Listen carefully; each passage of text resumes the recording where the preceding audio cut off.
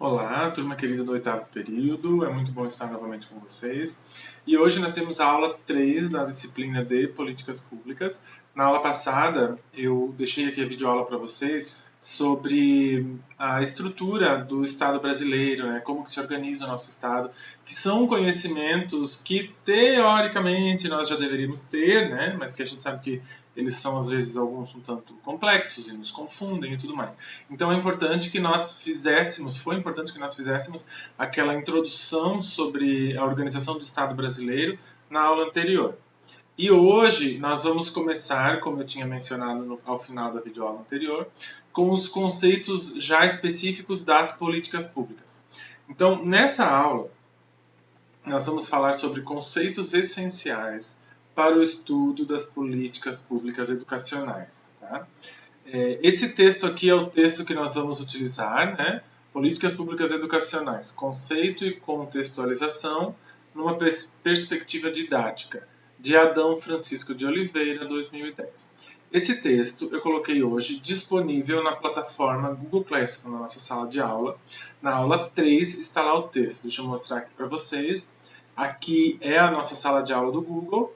Então, aqui aula 1 nós tivemos a aula ao vivo, e eu coloquei um vídeo complementar para vocês, que era aquele vídeo do professor da Univesp sobre o Estado brasileiro. Na aula 2 eu gravei a videoaula para vocês sobre a organização do Estado brasileiro. A aula 3 é a aula de hoje. Então esse texto, gente, nós vamos utilizá-lo não é só hoje. É hoje, na aula que vem, se necessário mais um. Eu diria que ele é o texto mais importante do bimestre, tá? Do primeiro bimestre. Então, essencial a leitura. Não tenho a menor condição de vocês não lerem. As videoaulas têm relação com ele, mas não estão só focadas nele.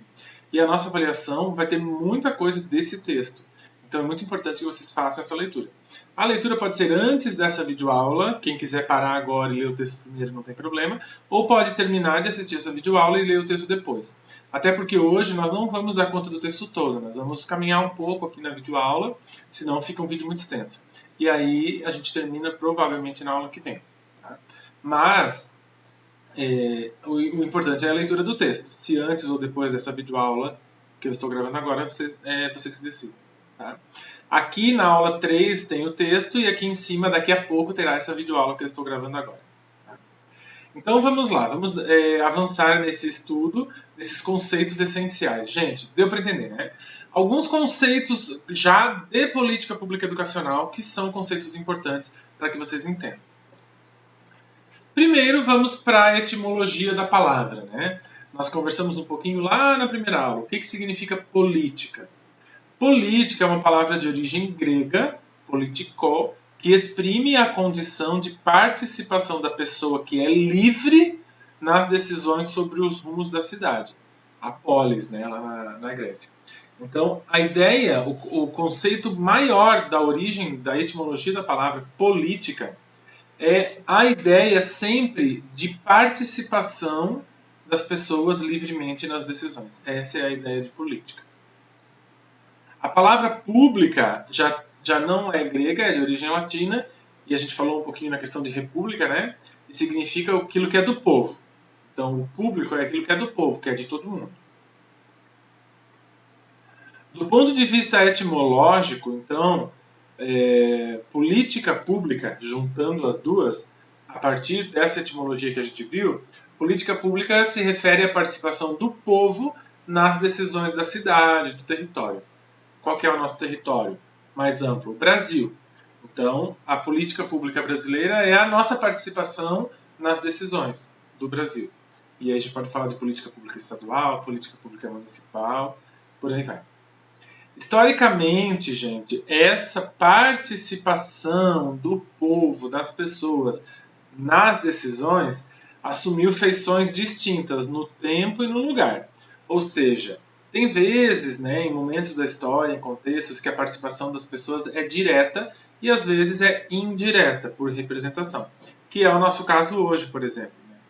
Na maior parte das vezes, a gente participa das decisões dos nossos territórios, né, da nossa cidade, do nosso estado ou do nosso país de forma indireta. Ou seja, nós elegemos pessoas que vão lá nos representar, decidir por nós. É mais ou menos assim que funciona.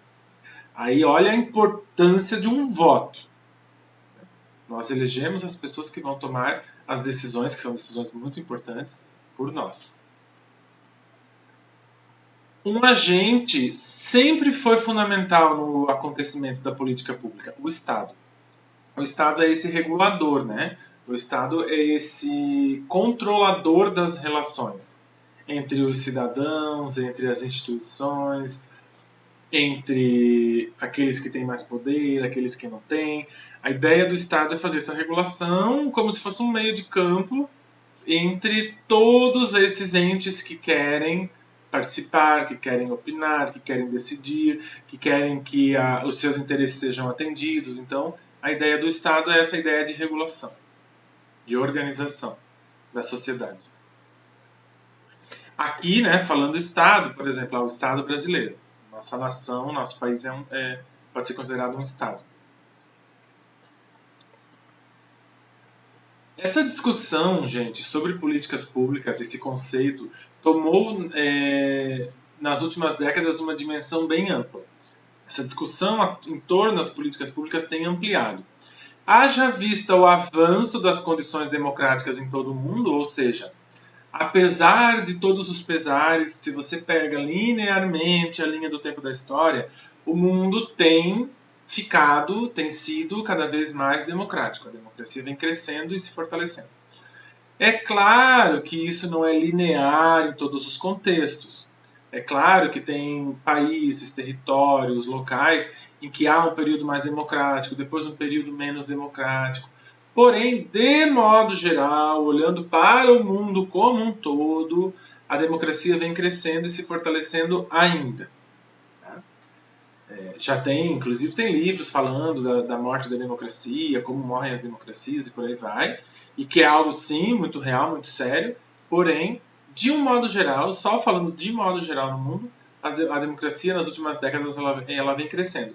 E isso tem aumentado, tem fomentado na sociedade a discussão em torno das políticas públicas, tendo em vista que a gente viu, política pública é o povo tomando as decisões sobre o que eles querem e não querem para o seu território. A ideia original, né? Somando lá a etimologia das palavras. E também essa dimensão tem ampliado dessa discussão sobre políticas públicas devido à gama de arranjos institucionais de governos que se tornou necessário para se fazer a governabilidade.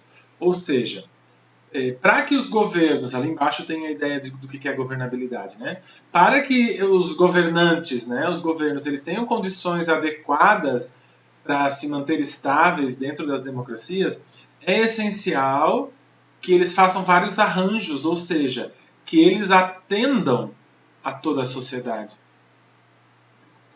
Infelizmente, não é sempre assim que a gente encontra os políticos, né? Os governantes. Tem alguns governantes que às vezes ganham as eleições e eles acham que eles vão governar para aquele 51% que votou nele. Mas aqueles 49% que não votaram também são povo. E aquele governante também tem que governar para aquele povo. Ou seja, o governante ele tem que fazer vários arranjos, porque ele tem que governar para todo mundo. Para quem é favorável com o governo, para quem é oposição ao governo, para quem votou naquele governo, para quem não votou naquele governo, para quem defende aquele governo, para quem critica aquele governo. O governo, depois que termina a eleição, a ideia é que a campanha acabe. Não é sempre que a gente vê isso, né? Tem governante aí, como nosso presidente, que fica fazendo campanha eternamente. Não se toca que a campanha acabou. Mas a ideia é que quando terminem as campanhas, esses governantes governem para todas as pessoas. É isso que é a democracia, né? Para todos. E não só para quem apoiou ou apoia aquele governo A ou B. Essa é a ideia. Então, por isso que, como os governos eles precisam fazer tantos ajustes, tantos acordos, tantos arranjos para conseguir ter governabilidade, para conseguir ter condições adequadas, então isso também tem fomentado muito as discussões sobre políticas públicas nas últimas décadas na nossa sociedade. Aqui no texto, é muito legal esse texto, porque o autor ali, o Oliveira, né, ele apresenta esse quadrinho com algumas definições de autores e autoras que na concepção dele foram importantes sobre políticas públicas. Então olha como pode ser definido de várias formas, né? Por exemplo, aqui o primeiro, o autor é Mead, Aqui tem a definição e o ano da obra de onde o Oliveira pegou é de 1995. Então eu vou ler aqui para vocês essas 5 definições. Né? A primeira diz assim, ó, que política pública é um campo dentro do estudo da política que analisa o governo à luz de grandes questões públicas. Já Lin, numa obra de 1980, diz que política pública é um conjunto específico de ações do governo. Olha só, já fala que são ações que irão produzir efeitos específicos. Então está falando que as políticas públicas é aquilo que o governo faz. Peters diz que política pública é a soma das atividades dos governos que agem diretamente ou através de delegação e que influenciam a vida dos cidadãos. Então, também as atividades dos governos que vão nos influenciar. É isso que Peters entende como política pública. Dye, ou Dye, não sei como é que pronuncia, diz que política pública é aquilo que o governo escolhe fazer ou não fazer.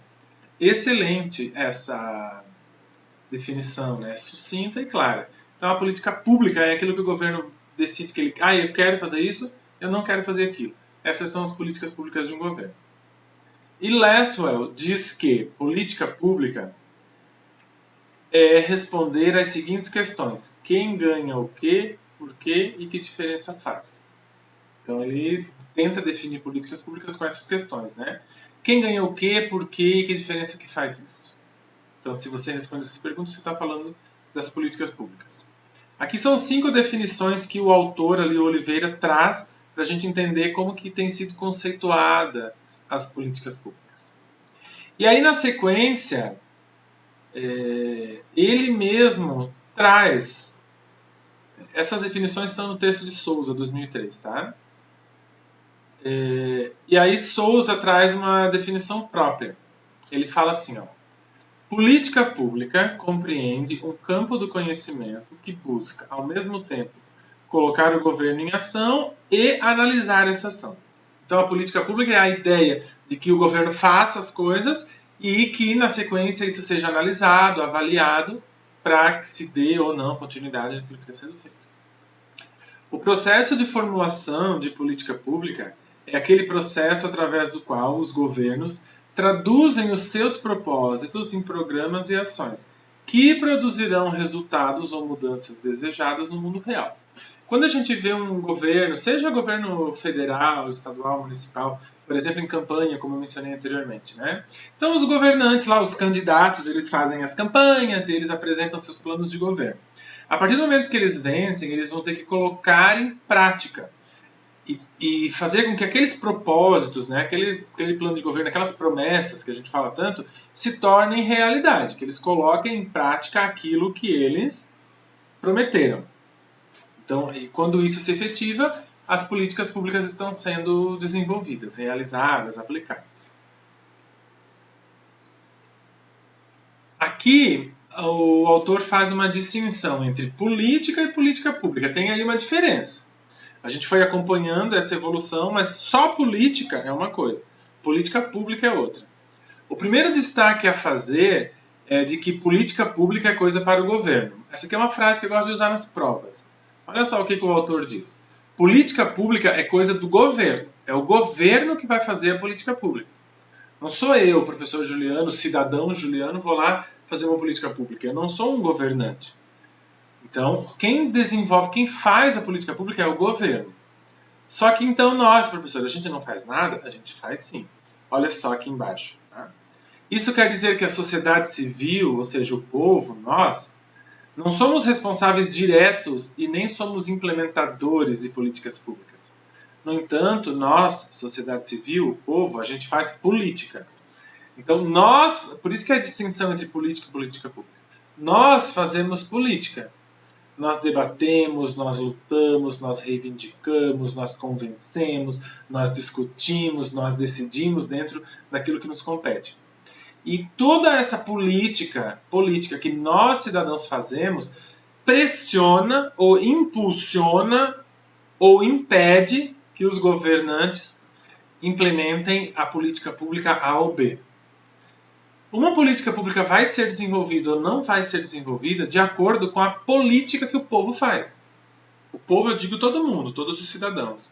né? Se um governo ele não quer implementar uma política porque vai dar muito gasto, e a população deixa por isso mesmo, o governo vai adorar, não vai fazer. Agora, se é uma política que vai trazer bastante gasto, né, bastante investimento para o governante, para o governo, mas há uma pressão popular do povo muito forte, ou seja, o povo fazendo muita política para que isso aconteça, provavelmente essa política pública vai ser desenvolvida.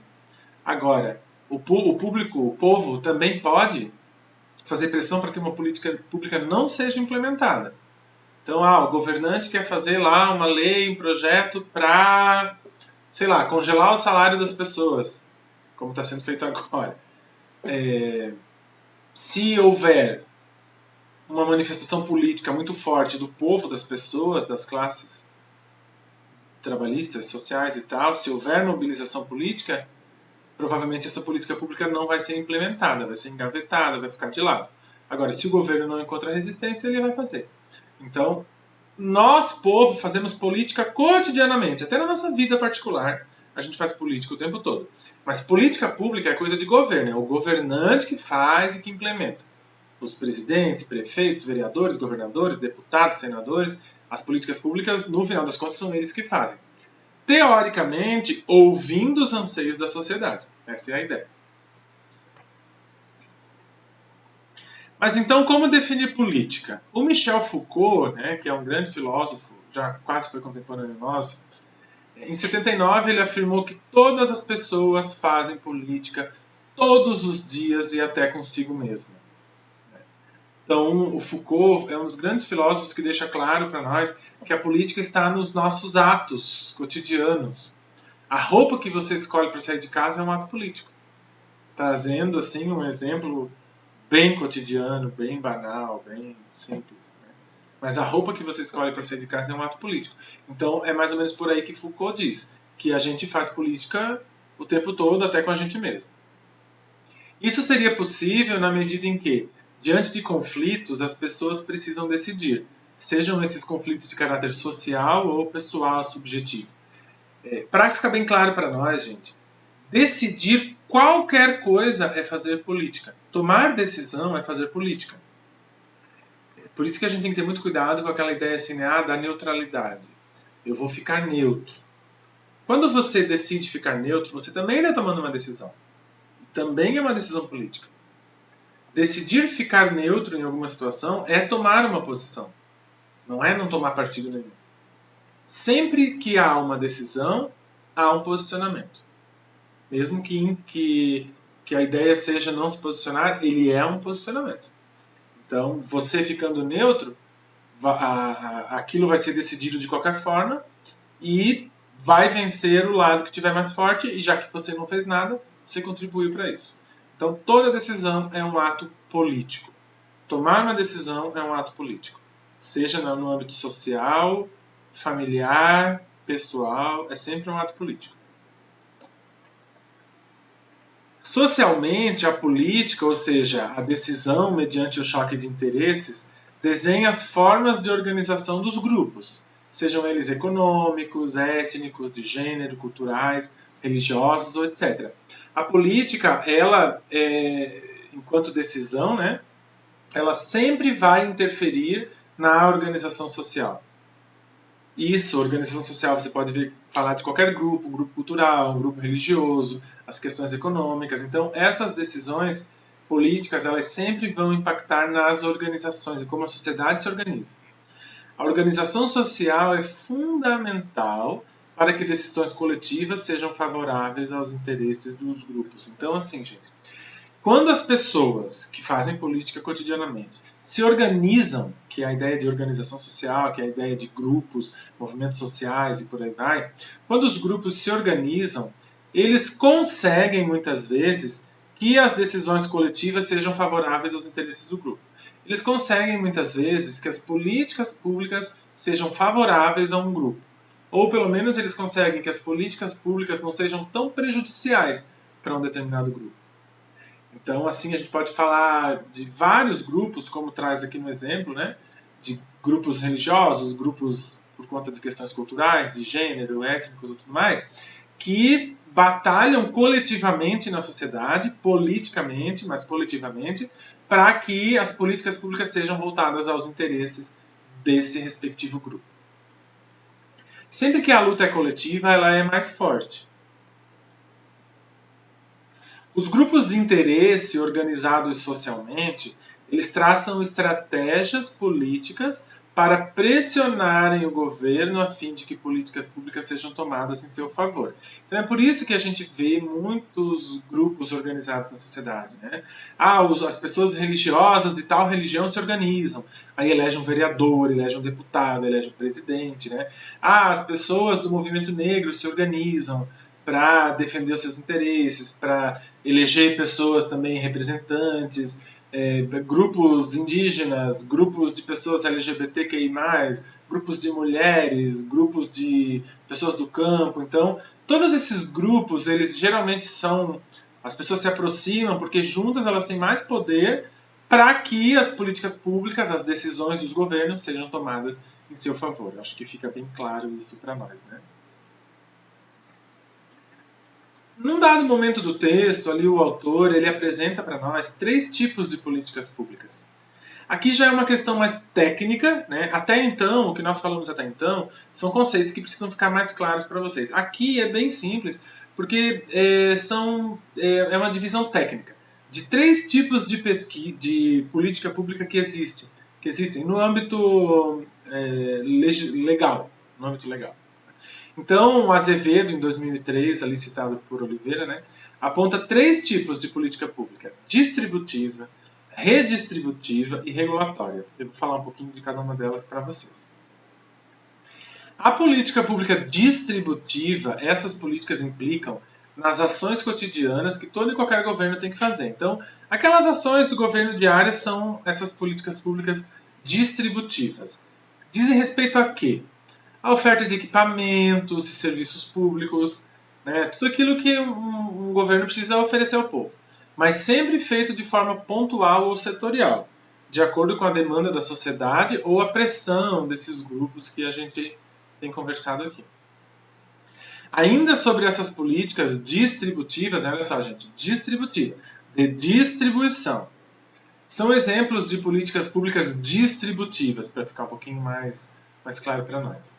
As podas de árvore, os reparos em uma creche, a implementação de um projeto de educação ambiental, a limpeza dos rios, dos córregos. Então são aquelas ações, sei lá, que a prefeitura, por exemplo, tem que fazer cotidianamente. Essas são políticas públicas distributivas. E o financiamento delas é feito pela sociedade, obviamente, né, como um todo, através do orçamento geral de um Estado, através de tudo que a gente paga de impostos. Então a gente paga os impostos e o governo executa essas políticas públicas que são essenciais para a nossa vida cotidiana em sociedade. Depois vem as redistributivas, olha só que interessante. A gente viu a distributiva, né? O governo recebe os impostos e distribui em forma de serviço. Agora tem as políticas públicas redistributivas. O que significa? Elas consistem em redistribuir a renda na forma de recurso ou financiamento de equipamento público. Exemplo, né? Bolsa Escola, Bolsa Universidade, Cesta Básica, Bolsa Família, Renda Cidadã, isenção das taxas do IPTU e tal. O que quer dizer isso? A política pública redistributiva é aquela que nós, cidadãos, pagamos os impostos e o governo ele vai devolver o dinheiro para nós.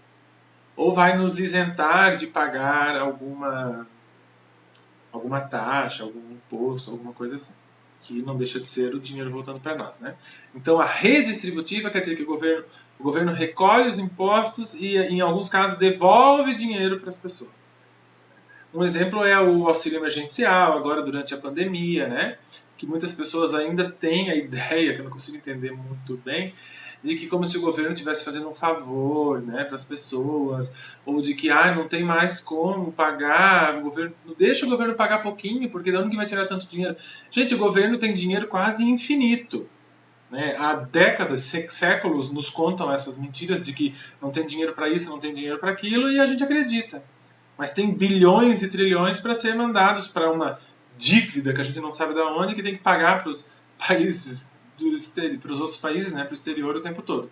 Então, sim, o governo tem dinheiro, sim, gente. O governo teria dinheiro para pagar mensalmente uma renda básica de qualidade para todas as pessoas que não tivessem emprego. O governo teria plenas condições. Mas eu acho que meio óbvio que eles sempre vão dizer que não tem. Né? Eu espero que vocês entendam que a gente não pode mais cair nesses contos, né, conto do vigário. Então, a ideia de política pública redistributiva é essa que volta em forma de renda para a gente.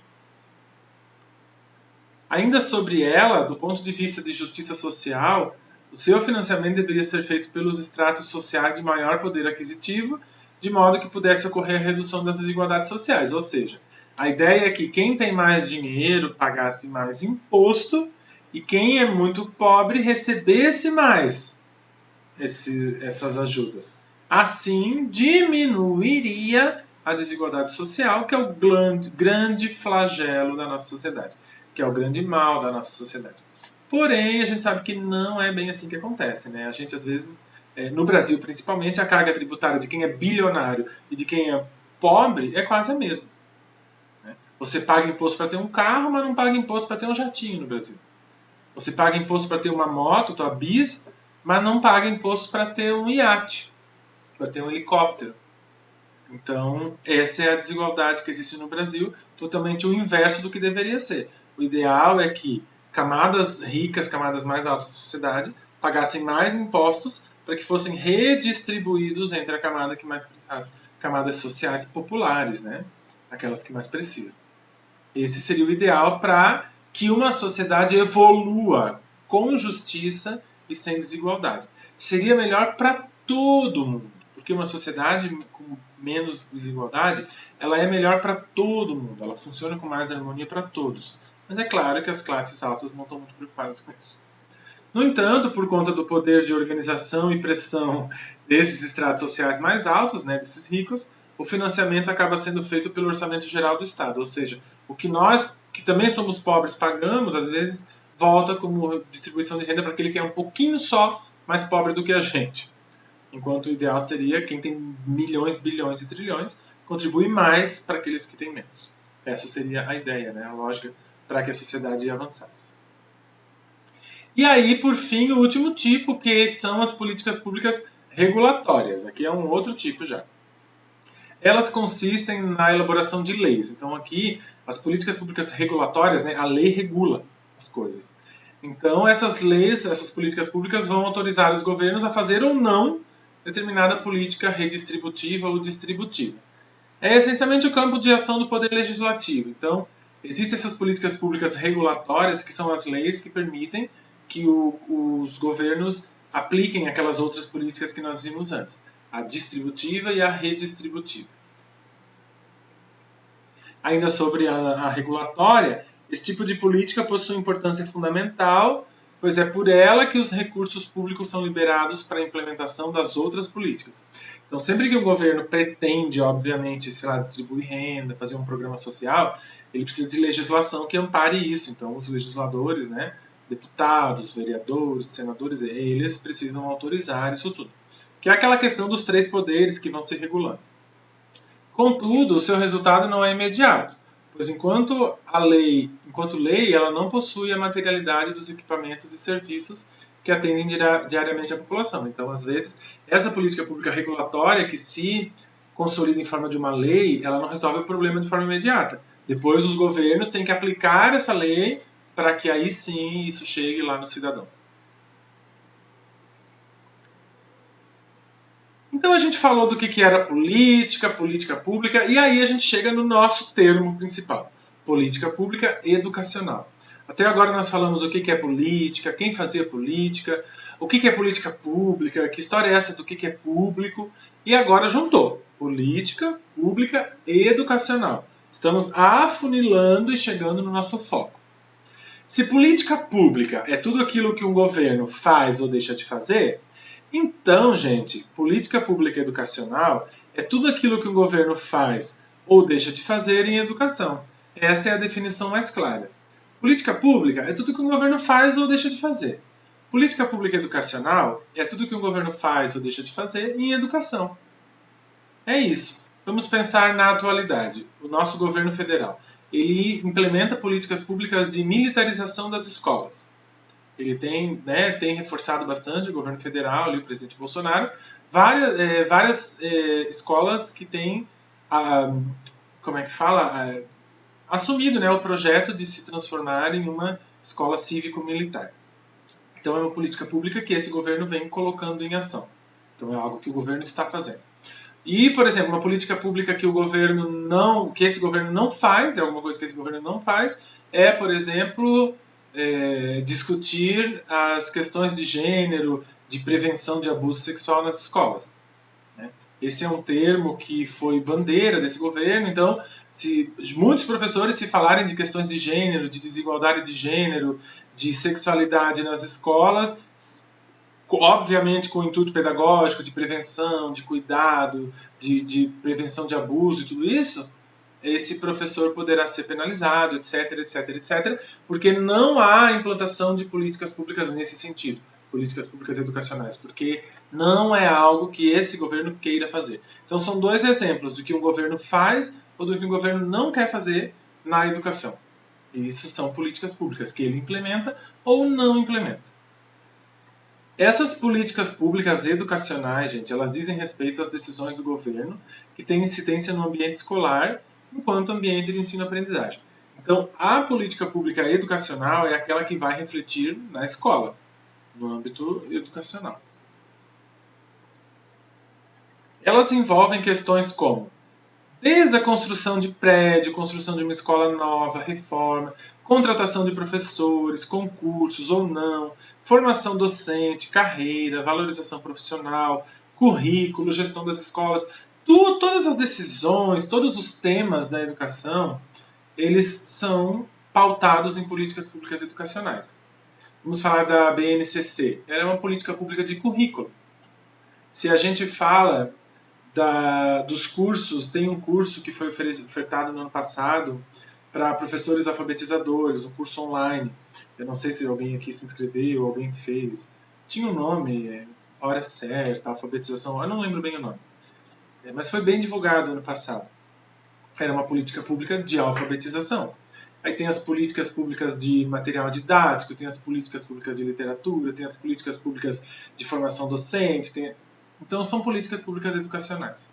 Todas essas que são voltadas para essas questões educacionais, escolares e por aí vai.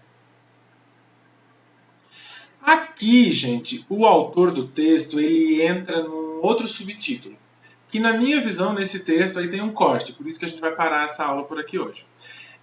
Nesse dado momento do texto em diante, o autor ele começa a falar de globalização, neoliberalismo e educação. Ou seja, como essa ideia de globalização e de neoliberalismo interfere nas políticas públicas educacionais. Aqui muda um pouco de figura o que a gente está discutindo. Por isso que nós vamos parar por aqui. E aí, quem não leu o texto ainda precisa ler. Quem já leu faz um reforço na leitura nesse tópico final desse subtítulo em diante, globalização, neoliberalismo e educação, que nós continuaremos na nossa próxima videoaula. Tá bom? Acho que era isso que eu tinha para trazer para vocês hoje. Agradeço bastante a atenção. Vocês sabem que em caso de dúvidas é só me procurar, tá bom? Um forte abraço, fiquem bem e até mais.